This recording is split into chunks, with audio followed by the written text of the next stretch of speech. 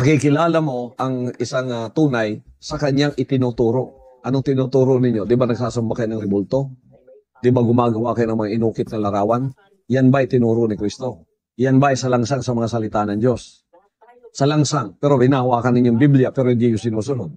Di ba peke kayo? Yun ang batayan ni Pastor Apollo Kibuloy sa kanyang banat sa simbahang Katoliko na bakit daw ang simbahang Katoliko ay peak dahil sa mga rebulto. Pero ang tanong, bakit siya mismo may mga larawan ang laki-laki ng kanyang imahe sa harap ng mga miyembro niya na sumasamba daw? Napakalaki yung imahe ni Pastor Apollo Kibuloy, ang self-proclaimed appointed son of God. Kung piki ang simbahang Katoliko dahil sa mga rebulto, alam nyo, makapaninindig balahibo etong revelasyon sa dating manggagawa niya. Extreme yung yung ginagawa sa kanya kasi imagine makikipag ka sa mga bata, hindi lang isa, minsan tatlo yung sa kwarto na nagpapalit-palitan. Nakakasuka, kakadiri. Tapos pastor ka. Ating tatalakayin yung banat ni Pastor Apollo Kibuloy sa aral ng Simbahang Katoliko, lalo na sa ating pagdiriwang sa All Saints Day at All Souls Day, mga kapatid. Noon pa man, grabe na ang banat ni Pastor Apollo Kibuloy sa pananampalatayang Katoliko. Pero, di ba nauna nating sinagot si Pastor Apollo Kibuloy, yung sabi niya na ang selebrasyon natin sa All Saints Day, All Souls Day, ay isang aral na yung nasa impyerno ay ipinalangin ng simbahang Katoliko para maiahon patungong langit. Hindi naman yan ang turo. Pero isa sa mga batayan na ang simbahang Katoliko daw ay piki, maliban sa mga larawan, mga imahe ng mga santo, pero makita natin, mga kapatid, ang laki ng imahe, larawan ni Pastor Apollo Kibuloy. So, kung bawal ang pagkakaroon ng larawan, bakit may mga larawan siya? At para sa mga suking taga-subaybay, nauna nating tinalakay ang kaugnay sa aral sa purgatorio, kung totoo ba talaga na may purgatorio. Marcos Kapitulo 9:49, ang bawat tao dadalisayin sa pamamagitan ng apoy. So, may apoy talaga na dadalisay sa bawat tao. Pero totoo ba yung sinabi ni Pastor Apollo Kibuloy na yung nasa impyerno ay may kaligtasan pa? Hindi, opisyal na aral ng Simbahang Katoliko na yung nasa impyerno ay wala ng kaligtasan pa. Eternal damnation na. Kaya yung sinabi ni Pastor Apollo Kibuloy na ang ating pagdiriwang sa All Souls Day, All Saints Day, upang ipanalangin ang mga kaluluwa lalo na sa impyerno para sila maiahon patungong langit, hindi yan totoo. Nagpapahiwatig lang na banat ng banat si Pastor Apollo Kibuloy, ngunit hindi naman niya lubos na unawaan yung aral ng Simbahang Katoliko. Sa pagkakataong ito, mga kapatid, ating ipinagdiwang sa Simbahang Katoliko. Ipinagdiwang natin sa Simbahang Katoliko ang lahat ng mga santo na nasa langit. Yung naideklara ng Simbahang Katoliko, naideklara man o wala, yung dumaan na sa purgatorio para sa pagdalisay at ganap ng nasa kaluwalhatian ng Diyos, ito'y ipinagdiwang natin ngayong araw na ito. Nakapunta na ba kayo sa sementeryo? Nakasimba na ba kayo? At tandaan ninyo na holiday of obligation ngayon, mga kapatid, no? So, yung sabi ni Pastor Apollo Kibuloy na yung sa impyerno ay maliligtas pa, di yan totoo. Tradisyon lang yan sa pagrespeto sa ating mga nawalang mahal sa buhay. Okay, yung respetuhin mo yung puntod ng nanay, tatay mo, puntahan mo doon, mananalangin ka doon, alalahanin mo siya. Pero pagka yan, sinabi mo, mananalangin ako para siya maligtas at pumunta sa langit mula sa impyerno o mula sa purgatorio. Yung punta sa langit mula sa impyerno, hindi yan. Malinaw ang paliwanag sa Simbahang Katoliko ni Father Winston Cabading. Kung ang atin bang panalangin para sa mga yumao ay makapagbabago ba sa sa kanilang eternal destiny? Hindi na. Pero bakit kailangan nating ipanalangin lalo na ang mga kaluluwa na nasa purgatorio? Ang mga kaluluwa na nasa purgatorio, ang kanilang final destiny ay ang langit. Ngunit na-delay. Bakit na-delay? Kailangan silang dadaan sa pagdalisay. San Marcos Kapitulo 9:49. Idaan sa apoy at kung masunog ito ay may kaligtasan. Unang Korinto Kapitulo 3:15.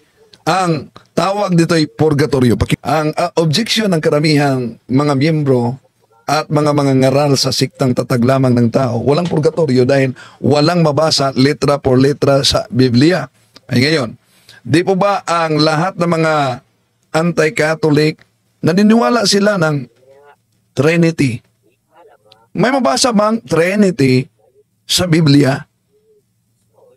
Lalo na kung ang sinusunod mo ay King James Version, mabasa mo bang Trinity? Di po ba wala? Kahit na salitang Biblia, mabasa ba? Di po ba wala? Pero, yung Father, Son, and Holy Spirit, nasa Biblia. Yun ang tinatawag na Trinity. Ganon din ang purgatorio. Ang purgatorio, letra por letra, na may lugar na nasa mabasa natin sa Biblia. No? At ang lugar na yan, yun ang sinasabi, yung sinabi ni Father Winston Cabading, mapalad. Sino daw ang mapalad? Yung mga tao na pure in heart sa sandali Meron sa bang epekto sa eternal destiny? Mateo yan, no? Anong sabi ni Mateo Kapitulo 5 versikulo 8? Mapalad ang may mga malinis na puso sapagkat makikita nila ang Diyos. So pure in heart. No, ngayon, anong mabasa sa Biblia? Makapasok ba sa langit kahit yung merong tinatawag na kunting kasalanan? Revelation 21:27, but nothing unclean will enter heaven. So di pala makapasok sa langit ang may kaunting kasalanan. Doon na papasok ang tinatawag na purgatory. Ano yung purgatory? Yon ay ang dalisay sa mga kasalanan. Sa tinatawag na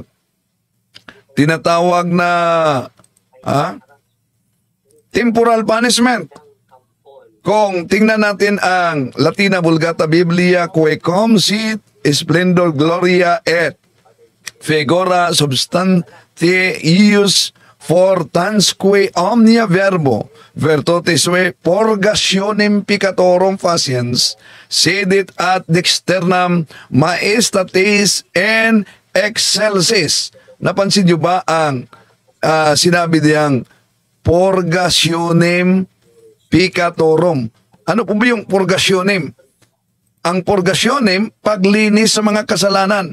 Yun ang mabasa natin kung sisilipin natin ang Tagalog na salin, no?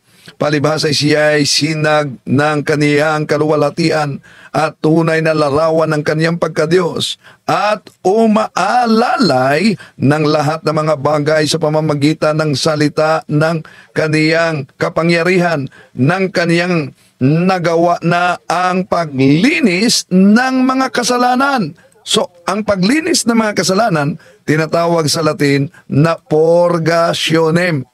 Ngayon, kung sisilipin natin ang pahayag sa ating Panginoong Hesus, kung ang sasabihin sa mga anti-Catholic mga kapatid, langit lang at emperno, wala na talagang purgatorio. Sige, palagay natin, langit lang, emperno, walang purgatorio. Anong tawag ninyo sa Marcos 9:49 nang sinabi ng ating Panginoong Hesus na sapagkat ang bawat isa'y dadalasayin sa apoy? Ano daw? Bawat isa'y dadalisayin sa apoy. Ito ba impyerno? Di pwede, langit yan. Idaan ang bawat isa sa apoy. Masunog, pero may kaligtasan pa. Sino nagsabi yan? San Pablo, Unang Korinto Kapitulo 3, versikulo 13, 15, makilala ang ori ng gawa ng bawat isa sa araw ng paghukom, sapagkat mahahayag sa pamamagitan ng apoy kung anong uri ang ginawa ng bawat isa. Kung at tinayo sa ibabaw ng pundasyon ay hindi masunog, tatanggap ng gantimpala ang nagtayo noon. Ngunit kung masusunog naman, mawawalan siya ng gantimpala. Gayon man, maliligtas siya. Kaya lang ay para siyang nagdaan sa apoy.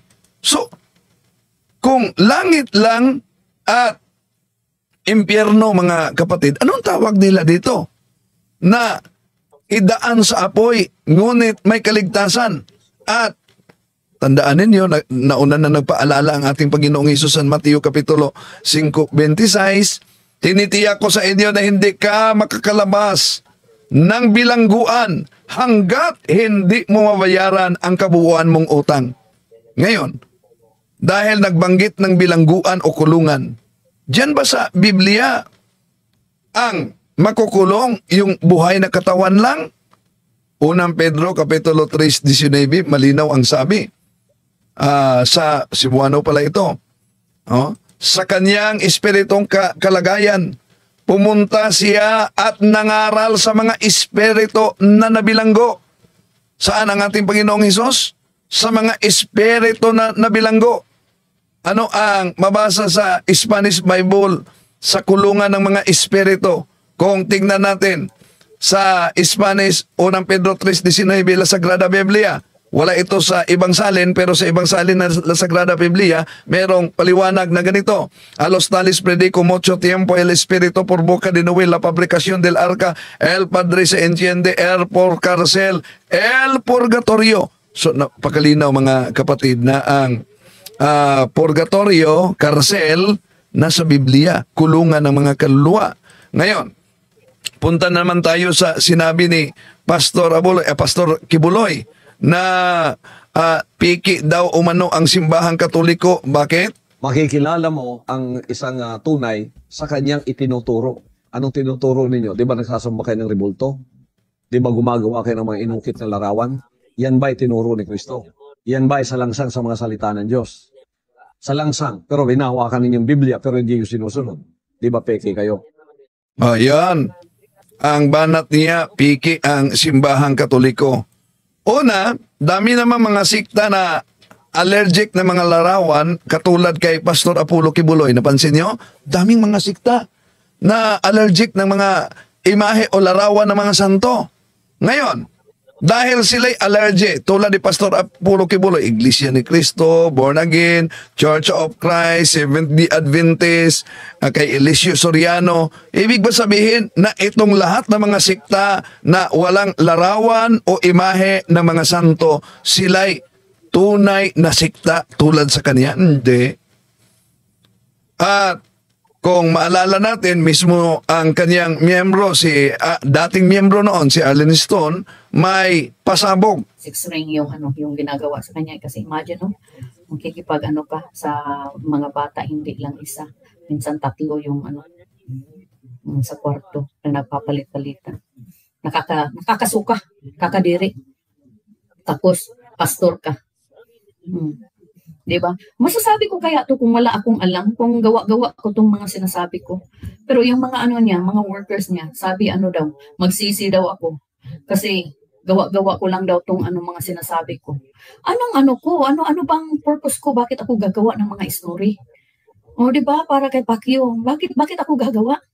Nasasaktan ako sa sa experiences nila, kasi akala ko ang pangit na ng experience ko nung nagtitinda ako ng puto, nakakanin ang bigat-bigat, XX na yung lakad ko sa bigat ng ng bitbitin, tapos bumabagyo pa, ang baha, tapos nakapalda pa kami nung time na yon kasi bawal pa yung yung pantalo noon. Bitbit namin yung palda namin, akyat ng ganun, tapos ang bigat-bigat ng mga bitbit namin. Akala ko yun na yung worse.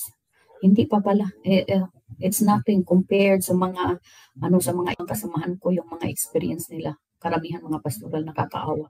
Bahagi lang yan sa pasabog ni Arlene na dating miyembro ni Pastor Apollo Kibuloy sa kanyang siktang itinatag.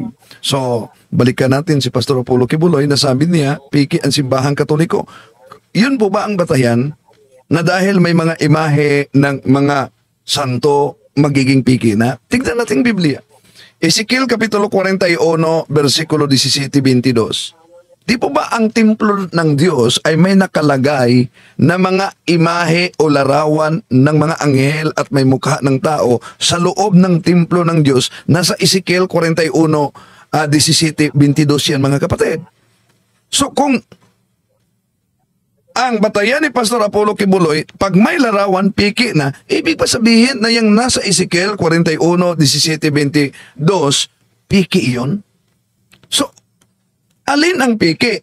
Kung mabasa natin sa Ezekiel 41, 17-22, mga kapatid, na ang templo ng Diyos sa lumang tipan ay may imahe o larawan na ng mga banal, ikumpara sa mga sikta sa kanilang templo na ni isa walang larawan, maliban lang sa larawan tulad sa ipinakita kong larawan ni Pastor Apollo Kibuloy, hindi naman banal, no? Self-proclaim yan. So, alin ang piki? Kaya, mga mahal na kapatid, sa Juan 7:24, huwag kayong humatol batay sa nakikita, hindi humatol kundi humatol kayo ayon sa nararapat. Ang nakikita kasi ng mga anti-katoliko at hinahatulan tayo nila na diyan sa Biblia, bawal ang mga imahe, bawal ang mga larawan ng mga santo.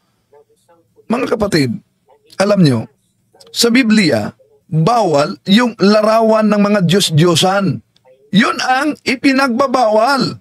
Pero ang larawan ng mga banal, hindi yan bawal. Pero mag-ingat lang dahil kahit si San Pedro noon, meron ng babala. At ito'y nangyari na sa ating panahon ngayon. 2 Pedro Kapitulo 2, versikulo 1 hanggang 3. Noong una, may mga huwad na propetang lumitaw sa Israel. Gayun din naman, may darating sa gitna ninyo na mga huwad na guro. Lihim silang magtuturo ng mga aral na ang dulot ay kapahamakan. Pati ang Panginoong tumubos sa kanila ay kanilang itatakwil. Kaya't di matatagal na sila'y mapapahamak. At marami silang mahikayat na sumunod sa kanilang kahalayan. At dahil dito, pati ang daan ng katotohanan ay malalapastangan sa kanilang kasakiman. Lelinlangin nila kayo sa pamamagitan ng kanilang aral na kathang isip lamang. Matagal nang nakahanda ang hatol sa kanila at ang pupuksa sa kanila ay hindi natutulog. See, may mga aral na kathang isip lamang. Kaya mag-ingat. So, kung ang batayan ni Pastor Apollo Kibuloy na ang simbahang Katoliko ay piki dahil may mga larawan, mga kapatid, una, kung ang larawan ng mga santo ang batayan para magiging piki, dapat ilatag niya. Kung piki ang simbahang Katoliko, ibig sabihin tatag lang ito ng tao. Kung ang simbahang Katoliko ay tatag lang tao tulad sa siktang pinamumunuan niya, sino ba ang tao na nagtatag sa simbahang Katoliko gamit ang history, hindi yung his history? Dahil Gloria Encyclopedia, Volume 5, page 106, Catholic Church, Greek Catholicos Universal, term generally applied to the divine society founded by Jesus Christ and endowed by the outpouring of the Holy Ghost on the day of Pentecost, hence often called Roman Catholics. The New Book of Knowledge, Encyclopedia, Volume 16, page 287, the history of the Roman Catholic Church began in an upper room in Jerusalem almost 2,000 years ago. This church was founded by Jesus Christ. World History by Gregorius ID, Philippine Edition, page 123. The greatest legacy of Spain to the Filipino people is Christianity, especially the Roman Catholic religion. This religion was Asian in origin, being founded by Jesus Christ in Palestine. So, sa Biblia, kahit na mga Protestant scholars, pinaniwalaan na hindi lahat sa Biblia Diyos-Diyosan. Ayon sa Harper's Bible Dictionary, page 567, all idols are images but not all religious images are idols. Napakalinaw mga kapatid, na hindi lahat ng mga larawan ay Diyos-Diyosan. Yes, merong ginagamit nila Exodo Kapitulo 20, versikulo 1 hanggang 5. Yun ay tumutukoy sa mga Diyos-Diyosan. Ngunit ang Diyos na nagbabawal sa paggawa ng imahen, siya ang Diyos na nag-utos na magawa ng imahen hindi sa Diyos-Diyosan, kundi sa mga banal. Exodo 25, 19-22, gumawa ka ng luklukan ng awa na yari sa purong ginto. Ang haba nito'y 1 metro at 0.7 metro naman ang luwang. Lalagyan mo ng 2 kerubing ginto ang 2 dulo nito. So kung lahat ng mga imahe ay ipinagbabawal ng Diyos, bakit ang Diyos nag-utos na magawa ng mga larawan, mga kapatid? Ha? At hindi lang yan. Hindi lang yan. Kung ano ba talaga ang opisyal na aral ng Simbahan Katoliko? Kinikilala ba natin na yung mga santo ay mga Diyos-Diyosan natin? Yan, hindi. Sa aklat na Our Catholic Faith by Monsignor Moro, page 220, we do not worship the saints. We honor them as special friends and servants of God. We adore God alone. So napakalinaw mga kapatid ang opisyal na aral ng Simbahang Katoliko. We do not worship the saints. We honor them. Pero ang tanong, gusto talaga nila letra por letra. Sa Biblia ba, Brad Wendell, may mabasa ba tayo na yung mga alagad ng ating Panginoon Jesucristo o Apostol gumagamit ng larawan? Larawan ha, picture ng ating Panginoon Jesucristo. Eh di kung gusto niya letra por letra dahil sola scriptura sila, di pipili tayo ng Biblia na may mabasa. Halimbawa, Galatians chapter 3 verse 1 sa The Living Bible ito, Protestant. O foolish Galatians, what magicians has hypnotized you and cast an evil spell upon you? For you used to see the meaning of Jesus Christ's death as clearly as though I have waved a placard before you with a picture on it of Christ dying on the cross. See? With a picture on it of Christ dying on the cross. Di pa ba gusto nila letra por letra? Dapat may mabasa letra por letra. Kaya ginagamit natin ito mga kapatid dahil gusto nila letra por letra mabasa. So sa Biblia, hindi lahat ng mga larawan ay ipinagbabawal ng Diyos. Ikalawang Hari 23, 15, 18, giniba, sinunog ang mga larawan ng mga Diyos-Diyosan. Pero, ano ba yung mabasa natin mga kapatid? Yung monumento ng propeta, hindi pinagalaw, hindi giniba. So, kung sisilipin natin kahit Protestant na salin, Isaiah 56:5, I will set up a monument in the area of my temple. So napakalinaw na ang templo sa Diyos may monumento. 2 Kronika Kapitulo 3 versikulo 10, na sa kabanal-banahalang bahagi sa bahay ng Diyos ay nagpagawa siya ng 2 rebulto na kirubin na yari sa kahoy sa loob ng kabanal-banalan. So ano daw 2 Kronika 3:10? Sa kabanal-banalang bahagi sa bahay ng Diyos, nagpagawa siya ng rebultong kirubin. Ano po ba yung bahay ng Diyos? Marcos Kapitulo 11:17, ang aking bahay ay tatawagin na bahay dalanginan para sa buong mundo. Ano yung bahay? Unang Timoteo 3:15, ang bahay, ang iglesia ng Diyos, haligi at suhay ng katotohanan, pwedeng lagyan ng rebulto, ng kirubin. 2 Kronika Kapitulo 3, versikulo 18, at walang ibang religion, walang ibang iglesia na may mga rebulto ng mga banal, kundi ang Simbahang Katoliko lamang mga kapatid. Ha? Okay? So, para sa ating mga kapatid na allergic sa ating selebrasyon ngayon, napaka-biblical talaga, although yung ating aral mga kapatid sa simbahan Katoliko, we are not Bible alone, no? Na yung aral natin, pero nakabatay din sa Biblia yung aral natin, lalo na sa ating pagdiriwang nitong mga santo. Bakit? Konting na natin ang mabasa sa Biblia mga kapatid, no? Sa Sira Kapitulo 44. Kaya nga ipinagdiwang natin ang mga banal. Ngayon, napakalinaw ang nakasulat sa Sira 44:15. O tingnan niyo. But these were men of mercy, whose godly deeds have not failed. Good things continue with their seed. Their prosperity are a holy inheritance, and their seed hath stood in the covenants. And their children for their sake remain forever. Their seed and their glory shall not be forsaken. Their bodies are buried in peace, and their name liveth unto generation and generation.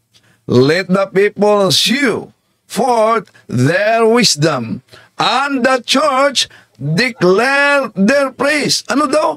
Ang simbahan ay ideklara ang pagpupuri. Sino yan? Walang iba kundi mga santo.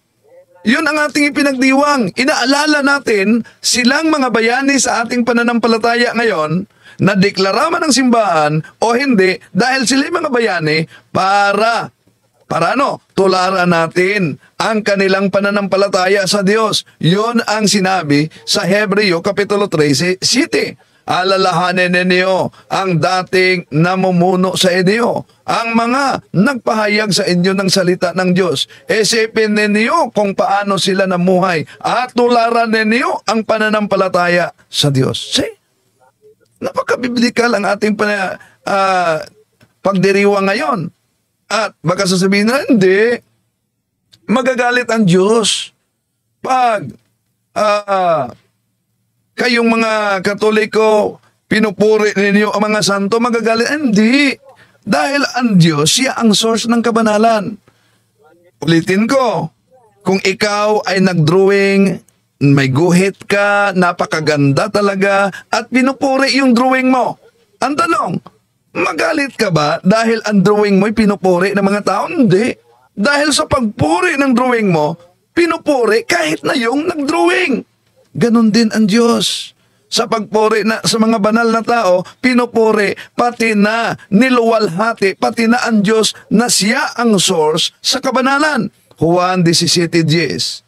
Sabi ng ating Panginoong Hesus, ang lahat ng akin ay sa iyo, at ang lahat ng sa iyo ay sa akin, at naluwalhati ako sa pamamagitan nila. See? Ano daw?